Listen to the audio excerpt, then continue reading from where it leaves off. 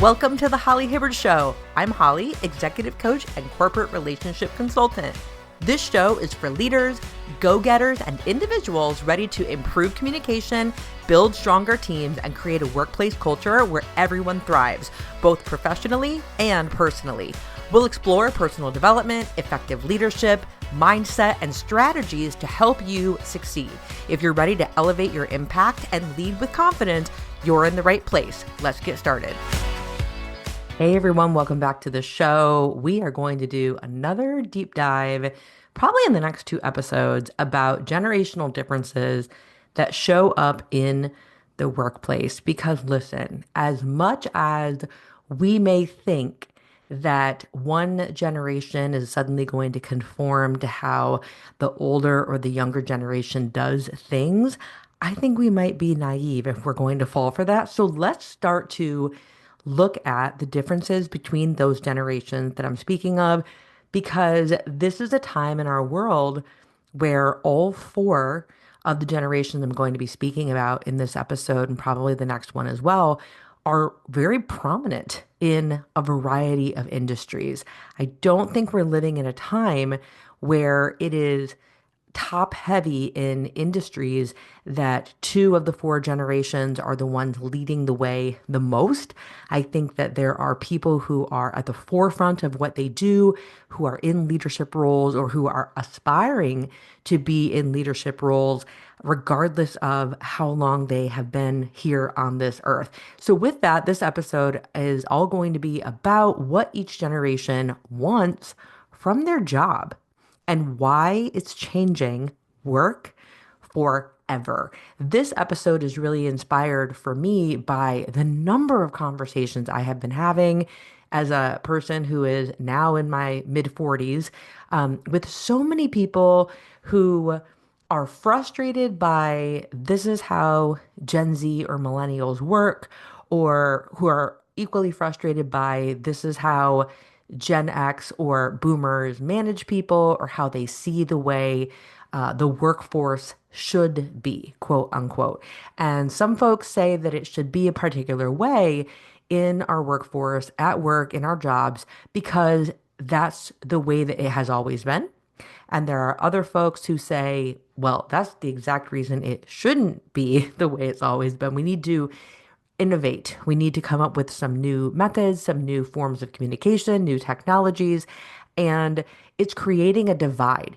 And so what ends up happening is the corporate culture that's being created in an office space is being impacted heavily, because if everybody has a different perception of what work should be about, what, quote, hard work actually is, that creates a divisiveness. That creates an environment where people not only won't see eye to eye, but they're not committed to seeing eye to eye either. So the modern workplace, as I've been saying here, it is shifting fast. And what employees expect from their jobs is also evolving. So companies that fail to recognize these shifts, they're going to struggle with things like retention, recruitment, engagement.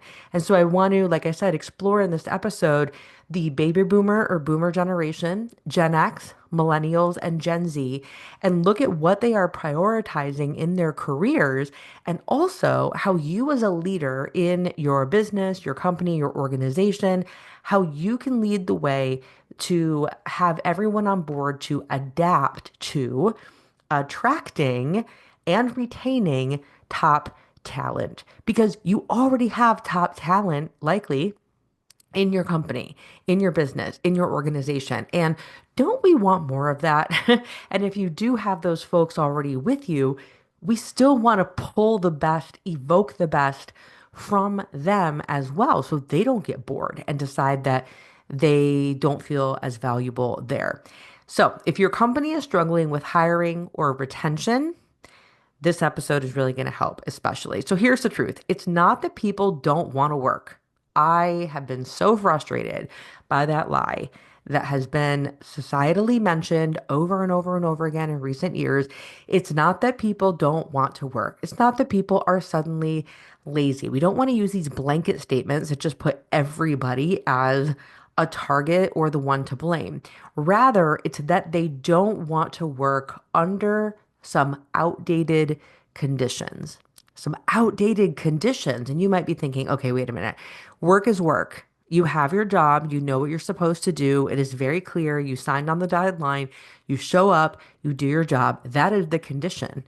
There is nothing different about that. And you're right. In terms of an agreement that you make with your employer, there is nothing different about the way agreements are done. However, the conditions of the workplace have drastically changed. And so jobs are shifting in priority across different generations because every generation is prioritizing something different and there's no conversation about it. So I want to break down for you what each generation values in the workplace and how you as a leader or a colleague leader can use this knowledge to improve, again, retention, recruitment, and mostly boost the morale of the people that you lead and the people that are around you. Because when you know this information, you're going to help recruitment and retention stick around, but boosting that morale and boosting that sense of corporate culture where it doesn't feel fake, it feels real and authentic. That enhances productivity. That also boosts creativity, where people become better on your team at problem solving, coming up with new ways to do things. They become more resourceful. They feel less limited in how they think and the way that they get things done. And so let's look at the generational divide first in these workplace priorities. So starting with the baby boomers, and as I've highlighted this in previous episodes, these are folks who are born between the years 1946 and 1964, give or take. The boomer generation, they value stability. They value a pension or what now remains of pensions. They also value employer loyalty. So a lot of these folks in the older generation, it's not uncommon in many industries that they will stay at one workplace for decades. And not necessarily because they love the company that they're with, but because they are like loyal to that employer because of benefits. So they also, from this, expect a traditional career progression, meaning you quote climb the corporate ladder, right? So they want a promotion and then another promotion, and that creates tenure or a sense of protection that they're going to keep that job. Again, maintain that sense of stability. Now, remember, these are folks whose parents were raised or not raised, who were raising them just after the Great Depression. And, or they were born not too after that, or their parents went through this, right? And so these folks, the reason stability is so hardwired as something they prioritize, it's not because they themselves lived through the Great Depression, but when you think back, nervous systems of an individual are passed down from generation to generation. So if you have someone who lived through the Great Depression, who did not know where their next meal was going to come from or where money was going to come from, that gets wired into a person's central nervous system, the part of you that helps you to have that adrenaline to motivate and move forward, but also the ability to relax and breathe and be able to think clearly to get through things. And if you in your life, regardless of what generation you are, were raised by people or a person who went through something traumatic, their nervous system remembered that. And guess what? You were raised by that person. So you probably inherited in some ways, both maybe in your DNA, but definitely in how you were raised, possibly, that sort of thinking, that stability is going to be valued above all, whether you are happy or purposeful in the job or not. So going to Gen X. Now, Gen X, these are folks who were born between 1965 and 1980. Gen X is known for prioritizing more of a work-life balance, but also they value their autonomy. They don't want to be micromanaged. They want to be trusted to know that they are told what they're supposed to do. And however, though, that all being said, because of this sense of micromanaging that happens to them at times and how many times they get checked in on, Gen X can often be skeptical of that corporate loyalty, right? And a lot of that is because Gen X has witnessed in their lifetime massive layoffs. They know that layoffs are a thing, and they have lived through, the the bubble bursting in what is it, 2009. I can't remember, 2007, 2008, somewhere in there. They lived through that. They lived through 9/11 when they were college age. Like there were so many things that have happened, not to mention what they witnessed their parents go through while being raised. And so they know that they don't want to work to the bone and only, what's the word? They don't want to work to, or like live to work. There we go. I knew I get it. They don't want to live to work because they witnessed their parents and their grandparents doing that. So they do want that balance. They do want that sense of I can make the choice I need to make. And they also at the same time though can have that skepticism because they're realists. They're realists. They have seen both sides of the coin.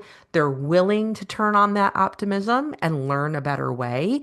But at the same time, they're kind of looking behind their shoulder and going, I don't know, but what if I'm wrong? So the full trust in corporate, the full trust in that loyalty in corporations may not be there for them. Now let's go on to millennials. So millennials, what they're going to prioritize in the workplace, again, millennials are born between 1981 and 1996. They were growing up in the, first 10 to 15 years of the new millennia. And so, millennials, this is where a tide really begins to turn. Millennials are seeking and prioritizing meaningful work. They want purpose driven careers. So, this is a generation where they enter the workforce and somebody puts a test in front of them that says, let's see the skill set that you are good at, and we can tell you what kind of career would be a great fit for you. Well, they might take that and say, okay, yeah, yes, I am good at this and good at this. But am I going to get mentored? Am I going to learn something new? Am I here to make the world a better place? Am I going to grow as a person? Am I going to be challenged as a person? So millennials are seeking more from their workplace um, than just the paycheck. They're not going to, they value their mental health more so than generations before them.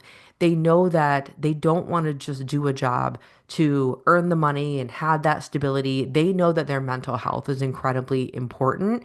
And that's why the mentorship, having leaders that they can grow with and learn from, having that career growth is important, but also flexibility.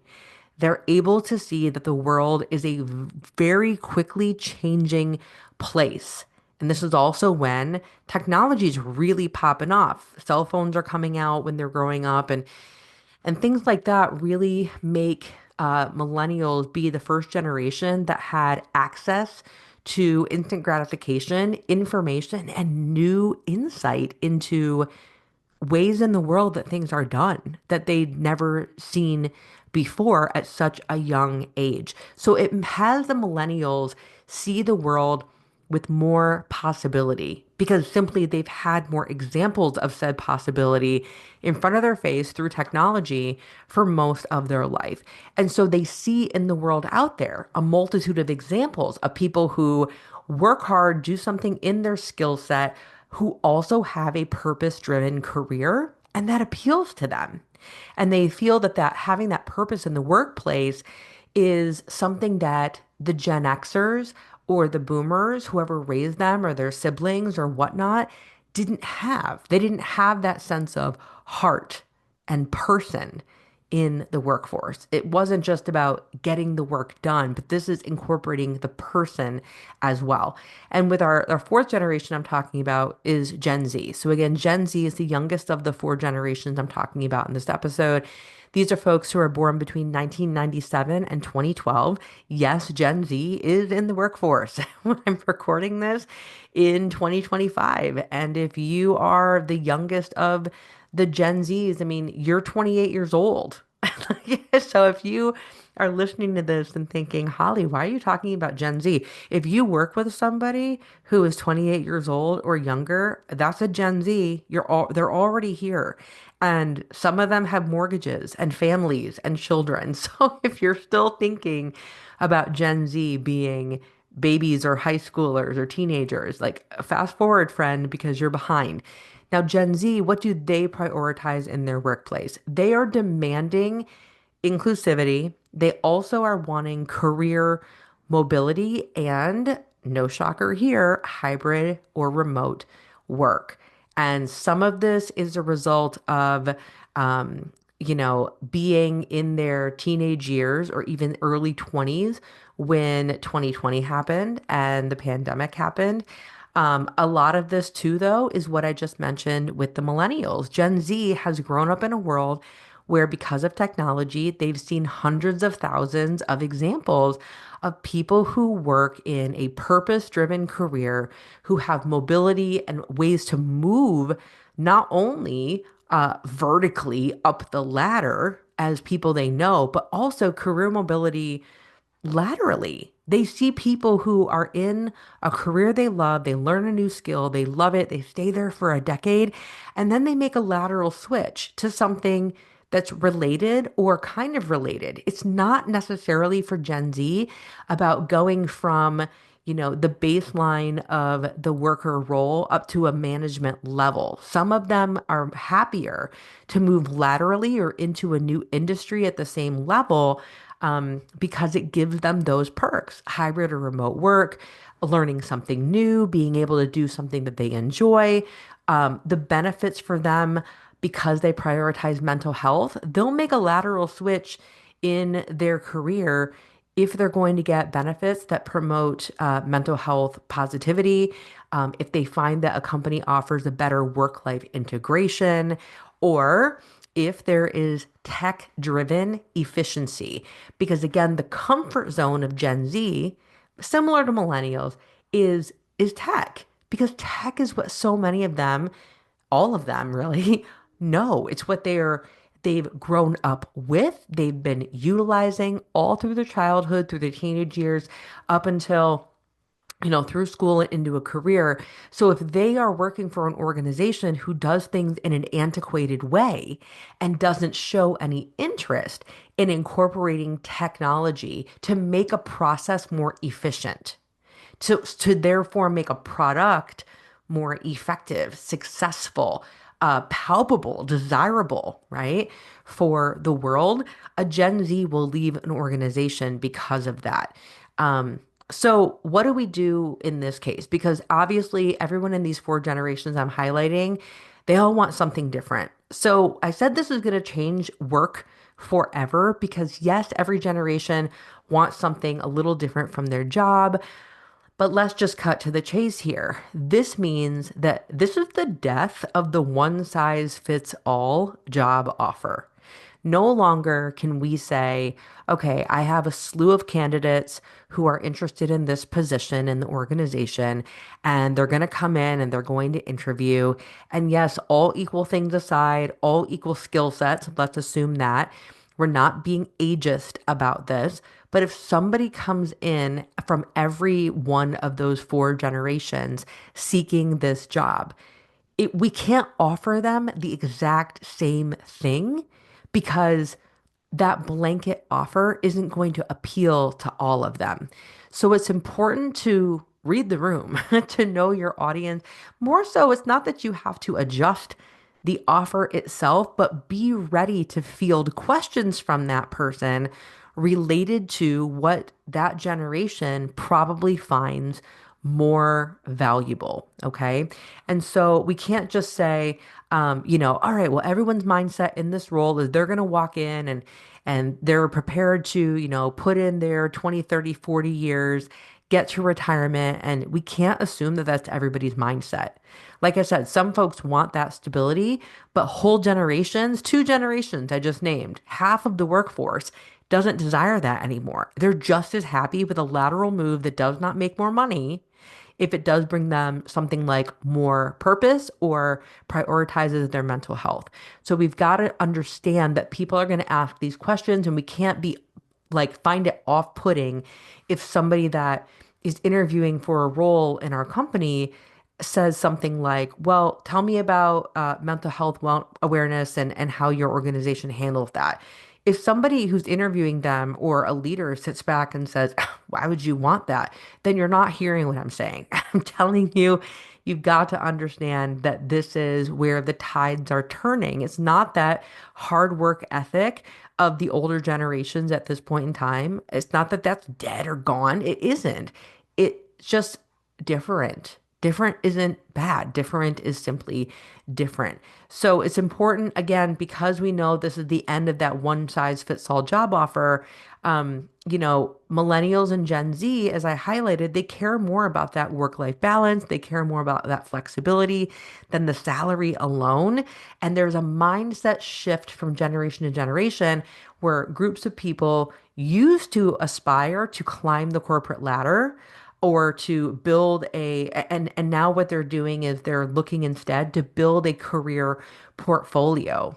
So job hopping is also a thing. It is something that people will do not just because they want to make more money or they're unappreciative or whatever those narratives are that you might read or think and fall for.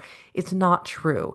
A portfolio, a career portfolio can look like a person in a particular industry seeing that they don't want to be in a management role, but they see a colleague of theirs in a different department.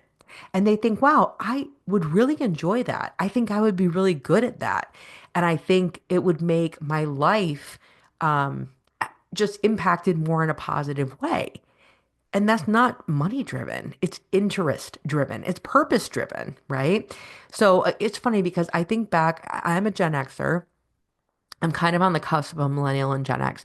And I even think about growing up when I got my first job when I was 14 or 15 years old. I remember every single time, especially once I was out of high school, I would look for a summer job or a job that I could do while I was in college. I remember thinking to myself, I liked and purposely sought out jobs that would teach me a skill set that I did not already have. I didn't want to, for example, go and work in a store and work retail and then leave that one and go work in a different retail and then a different retail and a different. I knew that I was going to become more well-rounded as a human being if I kept working in different arenas, right? So I worked in I did the the cash office. I worked the cash office at Lowe's, right? I had that job for a summer. I was a tech in radiology at a hospital one summer. I've been a waitress. I've been a hostess. I worked in a bakery. I worked at Target as a cashier and a customer service person. But then I also, was willing to work in the back of the house at a restaurant and do some of that sous chef kind of stuff too. So there's so many different things that I would try. Yes, in the service industry, but also in, like paper filing, so many different things.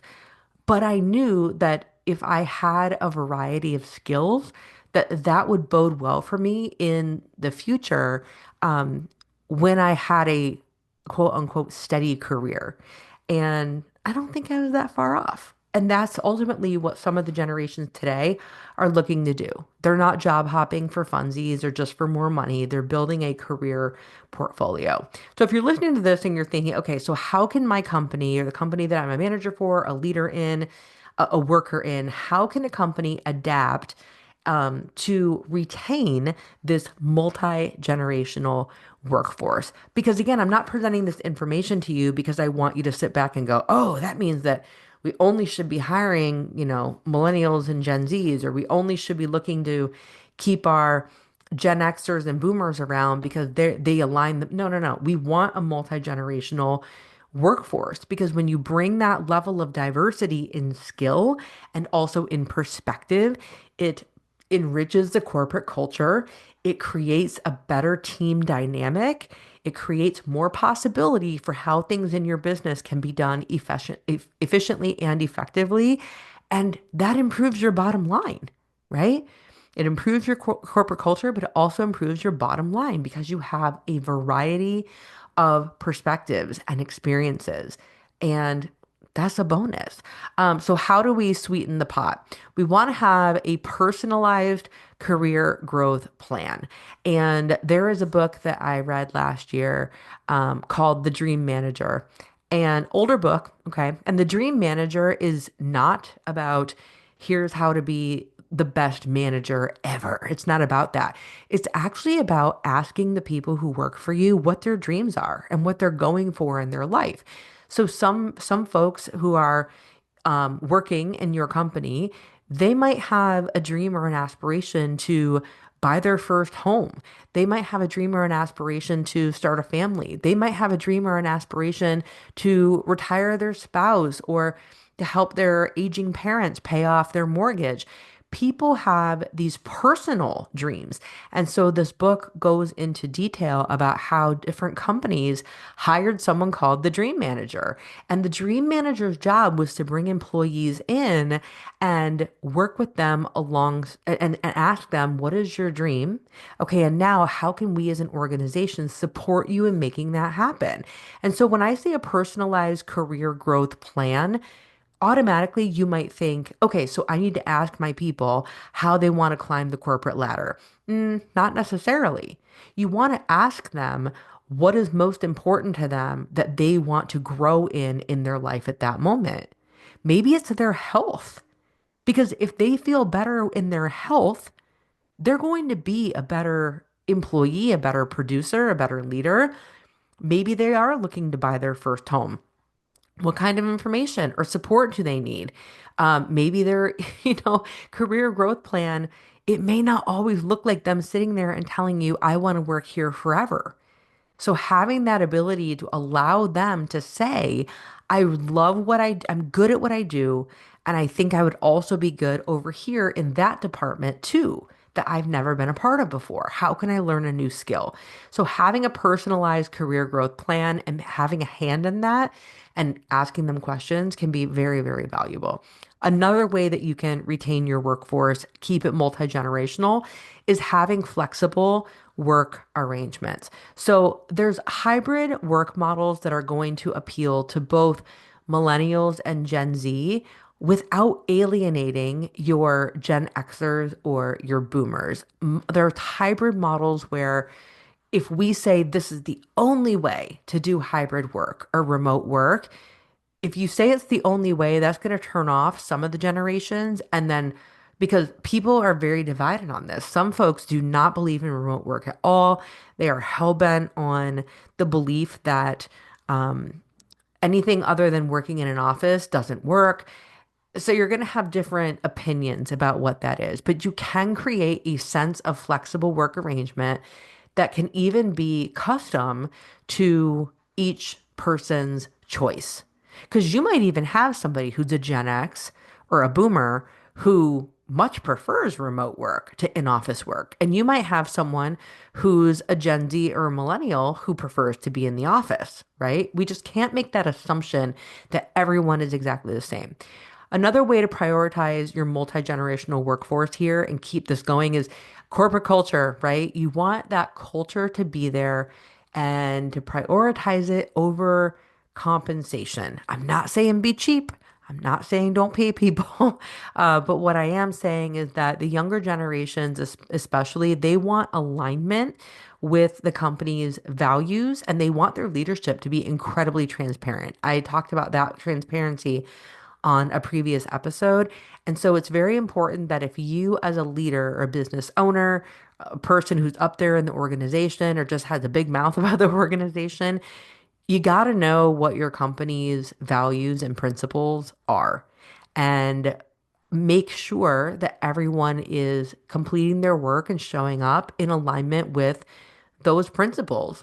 It's really that straightforward. If you're not aware what your organization's values and principles are, um, that's the way that you create culture in the organization. So if you don't know what they are and it's not being implemented and it's not front and center, then you're going to have a bunch of people across all the generations who just going to keep doing their own thing and they're not going to adhere to any way, shape, or form in terms of their their attitude, the way they approach things, because you're not setting the stage for them. So, culture over compensation, right? How can we align as an organization? And then compensation is a separate entity. Last way to make sure your multi-generational workforce all can feel prioritized is skill-based hiring. Skill-based hiring. So, like I said, if you are interviewing for a position and you have an individual from each of these four generations interviewing for this job, this is not a time, obviously, we're not promoting ageism, but we are promoting a skill set that matches the skill set that's needed for the role. And if we automatically assume that Gen X or a boomer is going to have that skill set before a Gen Z or a oh my gosh, I feel like it's before a Gen Z or a millennial, there we go. Then we're sorely mistaken because again, Gen Z and millennials are in the mindset of creating a career portfolio. So let them surprise you that they may have the skill set. Now, they might have the skill set that you're looking for that's, a foot of depth, right? Whereas you might find that the Gen X or the boomer individual, they might have the skill set and it's like 6 feet of depth. And you can then make that call. Do you want someone that has the skill set with much, much, much more detail or someone who is able to learn more things across the area altogether? And no right or wrong answer. Just know what you are looking for. So here are your takeaways and some actionable items, whether you are an employee in this role or you are in a leadership or a management role in the organization. If you are the worker, okay, adapt to the evolving job expectations or risk a high turnover, right? So if you are I think I misspoke there. If you are the employer, you are the one that you are hiring the folks and bringing them in. You want to make sure that you are aware, like I said, of all the different generational priorities and how they are different instead of just thinking that it's one size fits all and it's all going to fit. Because the turnover is happening and you might not understand why you're not retaining your employees. But it could be because you're not paying attention to the differences across generations. Now, if you are the worker, here we go. If you are the worker, you've got to say something. It's important that you advocate for what matters the most specifically to you. And that is not only specific to the younger generations. If you are a boomer, if you are Gen X, if you are an elder millennial, okay, you've got to use your voice. And instead of thinking, well, I've been doing this long enough, they should know what I find important. They should know that I value flexibility or career growth or mentorship or stability. We can't assume anything. You've got to advocate for what matters the most and be vocal about it. Because you know who is typically vocal? Gen Z and the younger millennials. They will get vocal about it before you might. And everybody should be. Everybody should be. That's what creates an organizational culture. And so the final night challenge I have for all of you is, reevaluate your workplace expectations. And ultimately, are your expectations of the workplace, are they keeping up with today's workforce? Because it's the people. The people are what's making your company fantastic, or the people or lack thereof who want to work with and for you that's bringing your organization down. And it's up to you if you are in a leadership position, or even if you are, the everyday Joe who is just not, like you're not in a leadership role, but you want to take that initiative. It's so important to, again, read the room, know the workforce, understand that the generational differences are just differences. They're different. It's not bad. And there are ways for us to find common ground and align to principles and ways of getting things done. Okay. That is going to work instead of saying that the way these folks do it is wrong and the way these folks do it is right, because that's not getting us anywhere. And it's wasting time and energy, and so many better things could be happening other than that. I hope this episode was supportive. I would love to hear what you have to say about it. Thank you so much for subscribing. If you're watching this on YouTube, drop me a comment and tell me, which generation are you resonating with the most? Do you think that you see the workforce the most like a boomer, a Gen X, a millennial, or a Gen Z? And yeah, you might see the workforce in a different way than the generation you actually are in age. So that's all I have for you for today. Thank you so much for listening. And until next time, I will talk to you next time. Thank you for listening. I'm giving you a virtual high five for prioritizing your personal growth. If you enjoyed today's episode, I'd be so grateful if you could take a moment and leave a 5-star review on Apple Podcasts. Share the show with friends and family, or snap a screenshot of this episode and tag me on Instagram at @HollyHibbard. You are not alone on this journey, my friend. I'm always here cheering you on. So until next time, stay curious, stay encouraged, and keep empowering yourself. You are doing better than you know.